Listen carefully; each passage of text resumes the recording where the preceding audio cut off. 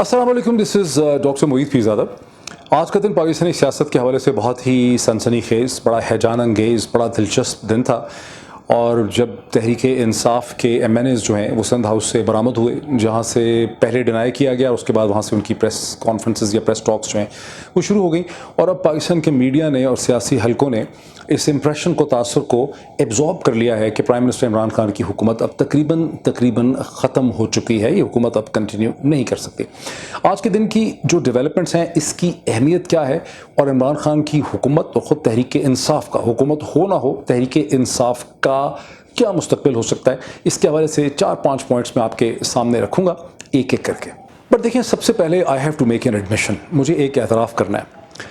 जब से मैंने मेडिकल साइंस छोड़ी है, चूँकि डायग्नोसिस करना, प्रिस्क्रिप्शन करना, जो मैं डायग्नोसिस करता हूँ, एनालिसिस करता हूँ, ये बेसिकली मैं इसलिए करता हूँ कि मैंने मेडिसिन पढ़ी है और मेडिसिन में आपको एनालिसिस करना सिखाया जाता है। आपने सिम्टम्स और साइंस की मदद से आपने डायग्नोसिस करना होता है। अगर आपका डायग्नोसिस ठीक नहीं होगा तो ज़ाहिर है कि आपकी प्रिस्क्रिप्शन ठीक नहीं होगी, आप मरज़ का इलाज नहीं कर सकेंगे।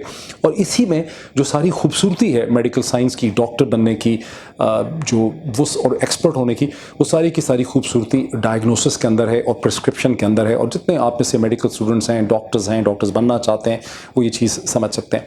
जब से मैंने मेडिकल साइंस छोड़ी, हॉस्पिटल की लाइफ छोड़ी और मैं सिविल सर्विसेज में आया, फिर उसके बाद मैं मीडिया में आ गया, उसके बाद से एक इंतहाई मुश्किल जो सूरत हाल है मैंने ज़हनी तौर पर महसूस की। वो मुश्किल सूरत हाल ये है कि मेडिकल साइंस में जब तक मैं था, जब तक मैं हॉस्पिटल के फ्लोर के ऊपर था, मेरा प्रोफेशन सच बोलने को सपोर्ट करता था। साइंस में आपको सच बोलना होता है, आप सच बोल सकते हैं। जब से मैंने मेडिकल साइंस छोड़ी, मैं सिविल सर्विसेज में गया, सिविल सर्विसेज के बाद मीडिया में आया, मुझे बाकी सब की तरह जो कि इस प्रोफेशन में है, मुझे मुनाफिक बनना पड़ा। ठीक, ये जो मीडिया है, जो सारा का सारा सिस्टम है पॉलिटिक्स का, मीडिया का, इसमें आप सच नहीं बोल सकते। अगर कोई आपके सामने, ये सब लोग कहते हैं ना, सच की आवाज़ और जाबर हाकिम के सामने सच बोलना वगैरह वगैरह वगैरह, इससे बड़ी मुनाफिकत, इससे बड़ा झूठ नहीं हो सकता। मीडिया के अंदर, अखबारात में, सहाफ़त के अंदर, जिसको आप कहते हैं, या ब्यूरोक्रेसी है या पॉलिटिक्स है, यहाँ मुकम्मल सच बोलना जो है वो मुमकिन नहीं है। बहरहाल, गिवन दिस लिमिटेशन, जो कुछ मैं कह सकता हूँ वो मैं एक एक करके आपके सामने रखता हूँ। पहला पॉइंट ये है कि तहरीक इंसाफ के ये जो 15, अभी पहले सुबह की सिचुएशन देख लेते हैं कि वफाकी हुकूमत ने दावा किया कि तहरीक इंसाफ के MNAs को सिंध हाउस में पीपल्स पार्टी ने छुपा रखा है, डिटेन कर रखा है उनकी मर्ज़ी के ख़िलाफ़। पहले पीपल्स पार्टी ने उसको डिनाई किया, उन्होंने कहा नहीं, बिल्कुल ये मिसलीडिंग है, ये स्पेकुलेशन है। यूसुफ रज़ा गिलानी साहब ने उसके हवाले से प्रेस टॉक भी की कि ये स्पेकुलेशन है, ये डिसइंफॉर्मेशन है। और उसके चंद घंटों के बाद उनकी हिकमत अमली बदल गई और उन्होंने बाकायदा एक मीडिया प्रेस टॉक ऑर्गेनाइज़ की, जो PMLN की मीडिया टीम ने ऑर्गेनाइज़ की, और लोगों को बुलाया गया जो मतलब एक्सेप्टेबल थे, और उसके बाद वहाँ से प्रेस टॉक करवाई गई और यूँ एक नैरेटिव चेंज हुआ।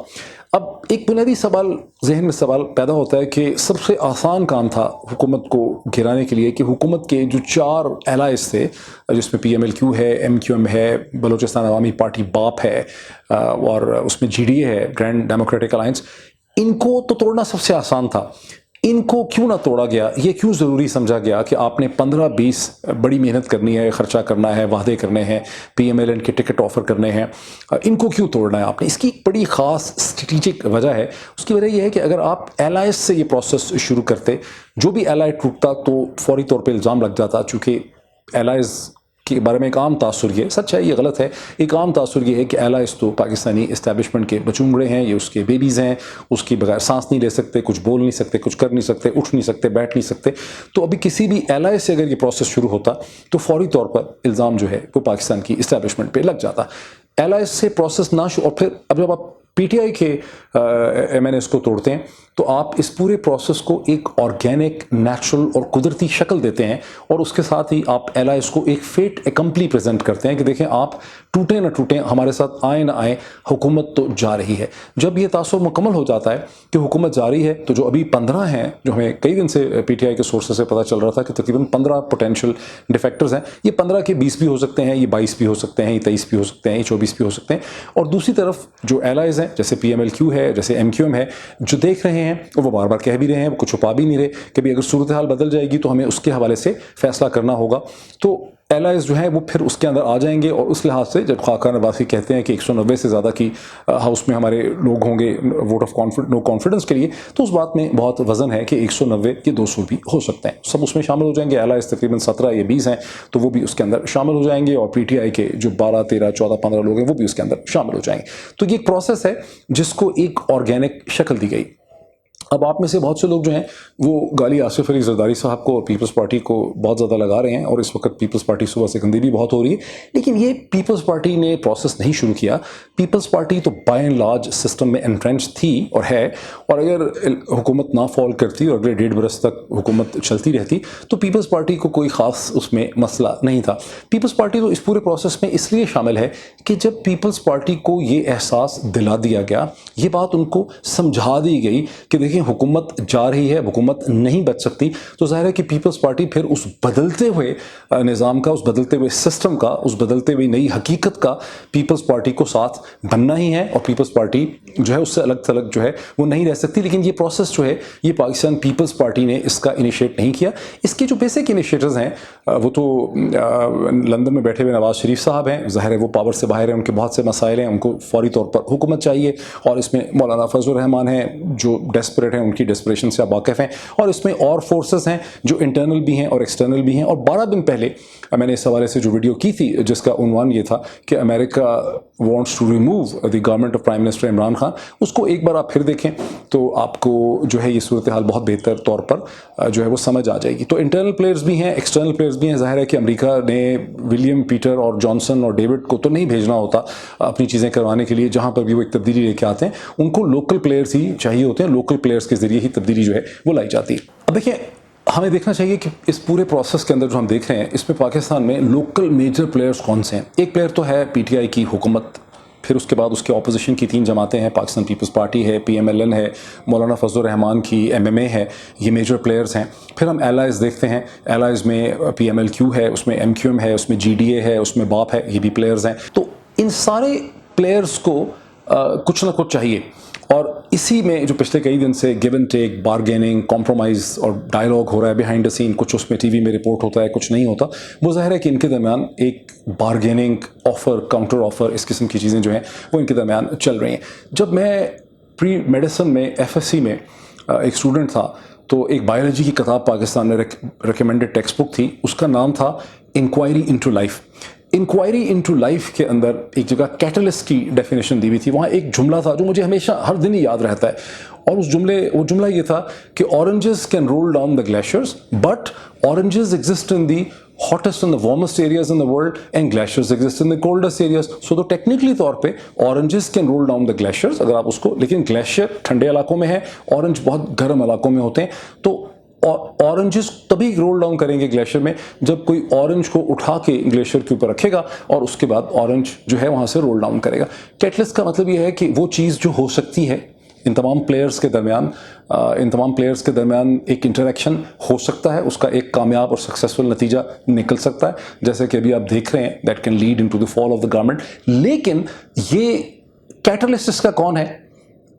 اس میں you have to have a strong catalyst جو اس پورے پروسیس کو آرگنائز کرتا ہے، اس کو جوڑتا ہے، وہ میں آپ کے اوپر ڈیسیجن چھوڑ دیتا ہوں۔ دوسرا کویسچن بھی میں آپ کے اوپر چھوڑ دیتا ہوں جو آپ خود اس کا جواب نکالیں، اس وقت کیوں؟ حکومت تو 6 مہینے کے بعد بھی جا سکتی تھی، الیکشن حکومت جلدی بھی کرا سکتی تھی، الیکشن حکومت اگلے سال کے شروع میں بھی کروا سکتی تھی، حکومت کی ویسے بھی ٹرم پوری ہوتی ہے تو سال، سوا سال، 1.5 سال کے بعد تو یہ حکومت ویسے بھی جا سکتی تھی۔ لیکن جب آپ دیکھتے ہیں کہ ٹیلی ویژن پروگرامز میں یہ سوال پوچھا جاتا ہے کہ آپ حکومت کو ابھی کیوں گرانا چاہتے ہیں، ابھی अभी ही क्यों, तो जवाब ये मिलता है कि चूँकि इकनॉमिक हालात बहुत ख़राब हो गए हैं वगैरह वगैरह। और मैंने उसको आपको बताया कि इकनॉमिक हालात तो सिर्फ उसी सूरत में ठीक हो सकते हैं जब अमेरिका उसका फाइनेंस, उसका जो आर्किटेक्चर है, ग्लोबल आर्किटेक्चर, वो वहाँ से कोई विजिबल किस्म की मदद करेगा नई आने वाले सेटअप को, तभी वो हालात बेहतर हो सकते हैं। और उसकी एक प्राइस होगी, वो भी मैंने आपको पिछली वीडियोज़ में बताई है, उन वीडियोज़ को आप ज़रूर देखें। प्राइस दिए बगैर तो ज़ाहिर है आपको कुछ नहीं मिल सकता। यहाँ कोई फ्री कप ऑफ कॉफ़ी नहीं है, यहाँ पर कोई क्विड प्रो के बगैर इंटरनेशनल पॉलिटिक्स के अंदर या दुनिया की हकीकतों में कोई चीज़ आपको मिलती नहीं है। तो ये भी क्वेश्चन है कि जो अगली हुकूमत को बेल आउट कोई करेगा तो क्यों करेगा और उसको कहाँ से वो मदद देगा। तो ये तो चंद चीज़ें। अब इस पर आ जाते हैं जो मैंने बुनियादी सवाल आपके लिए रेज़ किया कि इमरान खान और तहरीक इंसाफ के पास क्या ऑप्शंस हैं। देखिए, ये जो सिचुएशन अभी अनफोल्ड हुई है, ये पिछले 12, 13, 14 दिन से अनफोल्ड हो रही है। जब मैंने पहली अपनी इस हवाले से वीडियो की थी कि America wants to remove Imran Khan government, तो उस वक्त से ये सिचुएशन मसलसल अनफोल्ड हो रही है और इसके हवाले से बहुत सी negotiations, bargaining behind the scenes हो रही हैं जो टेलीविजन के ऊपर रिपोर्ट नहीं होती। उसमें एक प्रपोजल, बहुत से प्रपोजल्स में आए, जैसे है कि भाई पंजाब से उस्मान बुज़दार को अगर उठा दिया जाए। आई ऑलवेज थॉट कि उस्मान बुज़दार इंतहाई कमज़ोर हैं, उनका कोई इम्पैक्ट नहीं है, उसकी वजह से इमरान खान को बहुत ज़्यादा पोलिटिकल लॉस हुआ, तहरीक इंसाफ को नुकसान हुआ। लेकिन असल में उस्मान बुज़दार को हटाना ना हटाना महज एक एक्सक्यूज़ है, जिप अप, एक प्रोसेस को जिप खोलने के लिए एक एक्सक्यूज़ था यह है, और उसकी इससे ज़्यादा कोई अहमियत नहीं थी। ये एक पॉपुलर किस्म का एक्सक्यूज़ था।